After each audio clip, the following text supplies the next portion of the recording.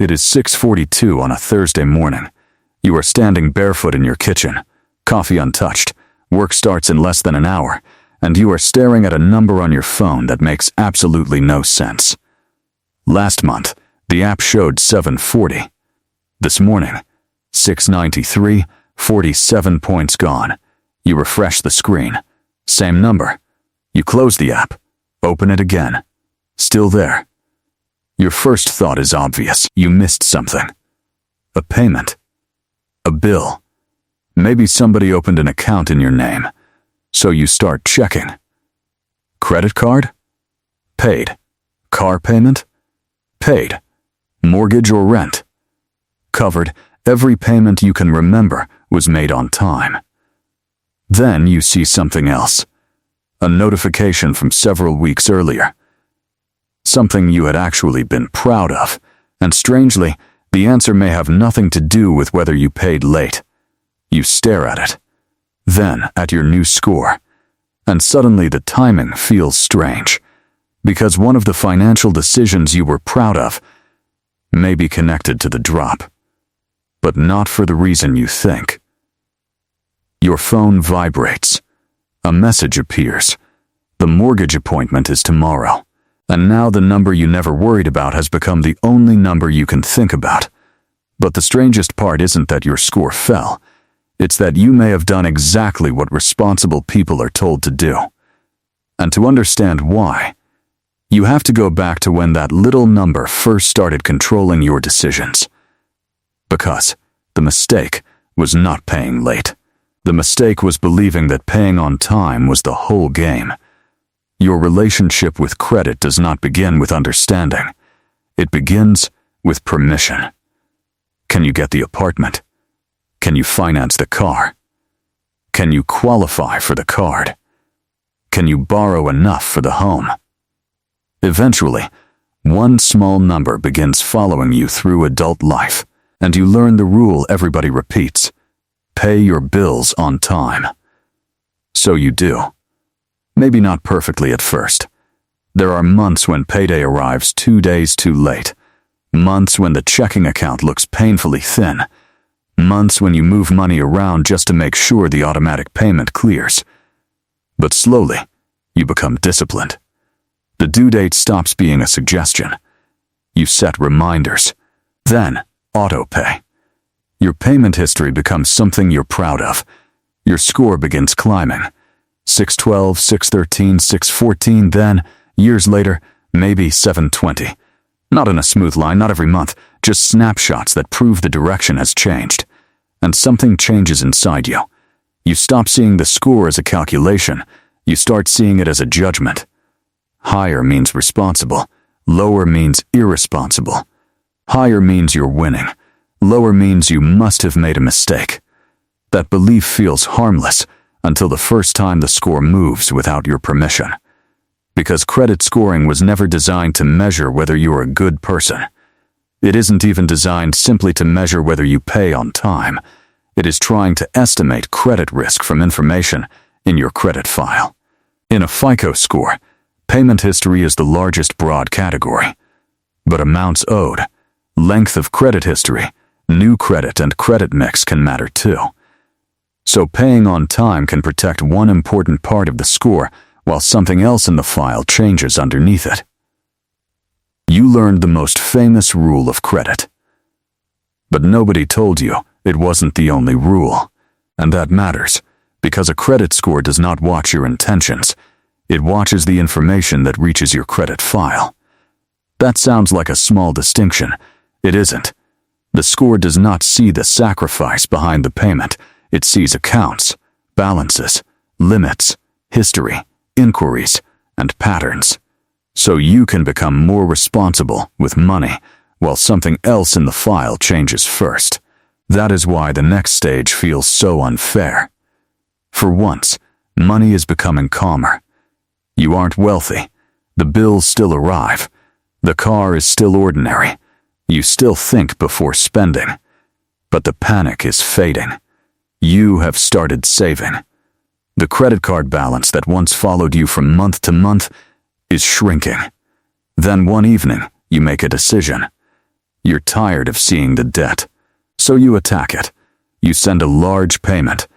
Maybe you pay the card almost completely down. Maybe you finally eliminate a personal loan. Maybe you make the last payment on the car you've been financing for years. The confirmation appears. Paid. For a second, you just stare at it. There is no celebration. No music. Nobody knows what that payment cost you. The dinners you skipped. The overtime. The purchases you delayed. The months you refused to let lifestyle grow with your salary. But you know. And for the first time in years, that debt no longer owns part of next month's paycheck. You expect the financial world to reward you immediately. Responsible behavior should create a responsible-looking number. Simple, except credit scoring doesn't work like a gold star chart. The information being reported can change. Your balances can change. Your number of active accounts can change. The age and mix of accounts in your file can change. Even the balance shown on a credit card can depend on when the issuer reports it, not simply whether you paid by the due date. You can pay on time and still have other information move against you. And this is where the difference between paying your bill and what gets reported becomes impossible to ignore.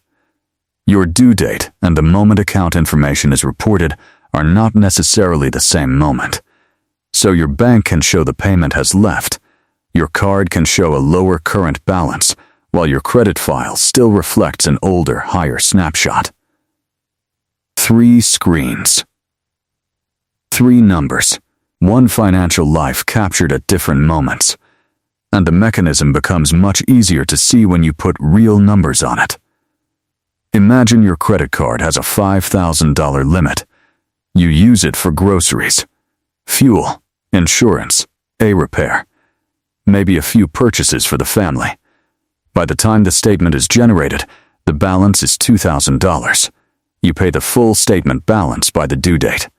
No late payment, and under the card's normal grace period terms, no purchase interest. You did what you were supposed to do. But the balance used in your credit report may have been reported earlier in the cycle. Card issuers commonly report around the end of a billing cycle, though the exact timing varies by lender. And $2,000 against a $5,000 limit is 40% utilization on that card. Now, the story becomes clearer. Payment history asks one question. Did you pay as agreed? Credit utilization asks another. How much of your available revolving credit appears to be in use? Those are not the same question. You can have perfect on-time payments, while a high reported balance temporarily makes your credit profile appear more heavily dependent on available credit. Then you pay the card down. A later update reports the lower balance. Your score may recover, all else equal. That is why obsessing over one day's score can be misleading. The number is reacting to a changing snapshot. And while people often repeat rules such as stay below 30%, there is no universal cliff where 29% is automatically safe and 31% is automatically bad. Generally, lower utilization is better for scoring, but the exact effect depends on the scoring model and the rest of your file. Now change one number. Same $5,000 limit, but only $500 is reported. That is 10% utilization instead of 40%. Same person, same payment history, different snapshot. And the famous 30% rule is not a magical border. Lower reported utilization generally tends to be better, but the exact effect depends on the scoring model and the rest of your file. That matters most when a major credit application is approaching, because a temporary high reported balance can surprise you at exactly the wrong moment. But utilization explains only one mystery. Because sometimes your score falls after the debt is completely gone. The final car payment feels different. You remember signing the papers years earlier. The monthly payment looked manageable. That's how expensive things enter ordinary lives. Not as a giant price, as a number you promise to survive every month. Then, years later, You make the last payment. 0. You expect your score to celebrate with you. Instead, sometime afterward, it moves down. Not necessarily dramatically, maybe only temporarily, but enough to make you wonder, how can owing less make me look worse? Because the scoring system is not measuring your freedom, it is evaluating patterns in your credit file. Paying off an installment loan changes the information in that file, and if it was your last active installment loan, some FICO scores can lose points after payoff. That does not happen to everyone, and it does not mean paying off the loan was a financial mistake. The effect depends on the scoring model and the rest of your credit file. That does not mean keeping unnecessary debt is financially smart. Paying interest simply to chase credit score points can cost real money for a number whose purpose is supposed to help your financial life. Your score is a tool. Sometimes improving your real financial position and improving today's score are not exactly the same action. And that creates an uncomfortable question. What exactly is the score rewarding? The score is not telling you that paying interest is financially virtuous. Keeping an unnecessary loan alive purely because you fear losing a few points can reverse the purpose of having good credit. The exact impact of paying off an installment loan varies by scoring model and credit file. The better question is not, what always gives me more points? It is, what changed in my file, and does this decision actually improve my finances? And just when you begin to understand that distinction, the mortgage appointment turns it from theory into real money. Imagine two people. One drives an expensive SUV, premium credit card, beautiful apartment. Every payment arrives on time. From the outside, success, but almost every paycheck already has somewhere to go. Car, cards, housing, subscriptions, financing. There is very little cash, very little margin. Now imagine someone else. Older car, smaller home, fewer visible upgrades, debt falling, emergency savings growing, investments slowly accumulating. Maybe that person's credit score moves around from month to month. Which one is financially stronger? The score can tell a lender something useful about repayment risk. It cannot tell the whole story of either life. That matters. Because tomorrow, you are not asking a philosophical question. You are asking a lender for a mortgage. And suddenly that imperfect little number matters again. Not because the score knows who built the stronger life. Because borrowing has a price. A score can influence whether a lender is comfortable extending credit and what terms may be available. An 800 score does not automatically mean wealthy, and an imperfect scoring system does not mean the number is useless.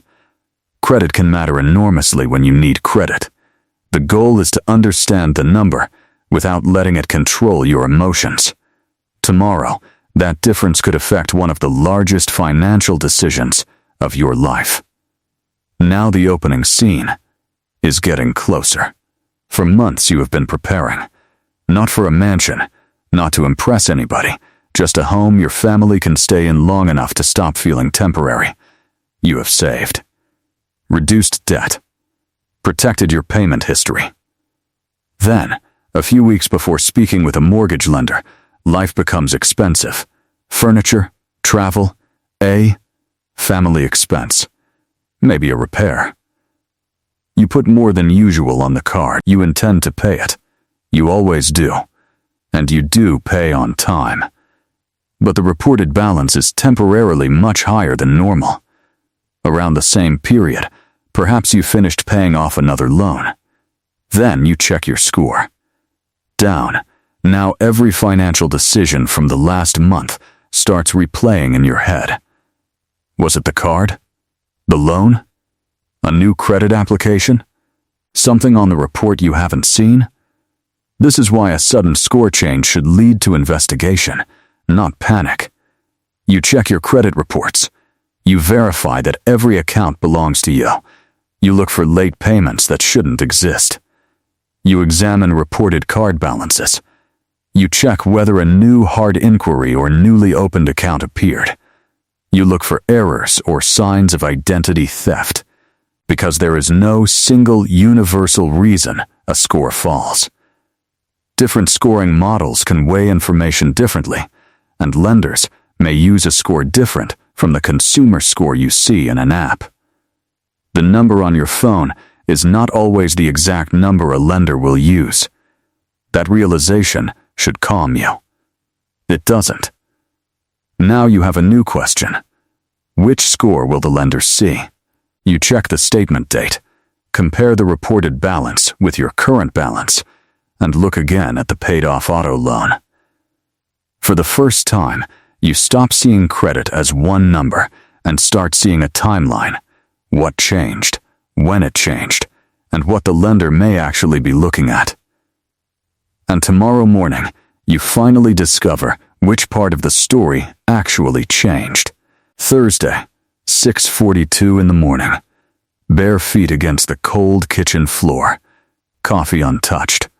The lower score is still glowing on your phone. But now you aren't staring at it like a verdict. You're looking for evidence. You open the credit information available to you. There it is. The card balance reported from the previous cycle is far higher than usual, not because you stopped paying responsibly, not because years of discipline disappeared overnight. The snapshot changed. Your utilization changed. And the score reacted to the information available at that moment. You look at your banking app. The payment has already been made. The real balance is lower. The credit file simply may not reflect the newer position yet. Suddenly, the number feels less personal. That may be the biggest psychological shift in the entire story. Yesterday, a falling score meant, I failed. Today, it means, something in the data changed. Find it. Sometimes the cause is utilization. Sometimes it is a new account, a hard inquiry, an account closing, or another change in the file. Sometimes it really is an error, and sometimes the score you are watching is simply not the same score a lender will use. You cannot diagnose every drop from the number alone. You need the report behind it. The score is the alarm. The credit file is where you look for the smoke. So you stop refreshing the score and start reading the report. Refreshing gives you another number. Reading gives you a reason. You verify the balance, payment history, inquiries, and accounts. If something is genuinely wrong, you deal with the error instead of inventing explanations in your head. The fear is still there. But now, it has edges. These are reported facts you can check one by one. Yesterday, 693 felt like a verdict. Today, it feels like a clue. But the mortgage appointment still hasn't happened. Understanding the number does not guarantee what happens when a lender sees it. The next morning, you sit across from the lender. This was the scene you were afraid of. You imagined embarrassment. A rejection. Maybe discovering that years of responsible payments somehow meant nothing. Instead, the conversation is more ordinary. The lender looks at the credit information used for the application. Income, debt, accounts, history, the full underwriting picture required for the loan. Then the lender shows you something you were not expecting. The score being used for the mortgage is not exactly the number that frightened you yesterday. That can happen. You have more than one credit score, and mortgage lenders can use different scoring models and bureau data from the score displayed in a consumer app. And the lender is not looking at one number in isolation. Your income, debts, credit history, loan structure, and the rest of the underwriting file still matter.